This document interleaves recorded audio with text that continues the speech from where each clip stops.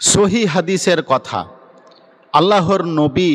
মুহাম্মদ সাল্লাল্লাহু আলাইহি ওয়াসাল্লাম এই হাদিসের মাধ্যমে বলেছেন, কোনো মানুষ মারা গিয়েছেন, যে মানুষ লা ইলাহা ইল্লাল্লাহ অন্তরের সহিত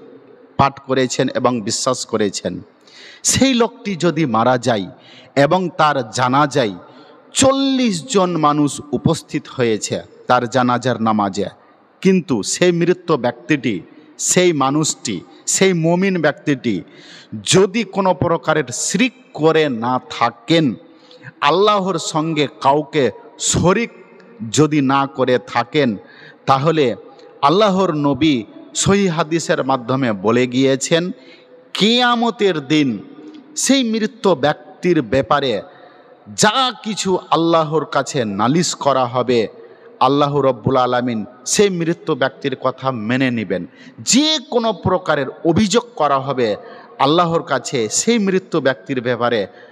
সঙ্গে সঙ্গে আল্লাহ রব্বুল আলামিন সেই মৃত ব্যক্তির কথাকে, নালিশকে কবুল করে নেবেন, মেনে নেবেন। যদি সেই মৃত ব্যক্তি কোনো প্রকারের শিরক না করে থাকেন, আল্লাহর সঙ্গে শরিক না করে থাকেন কাউকে।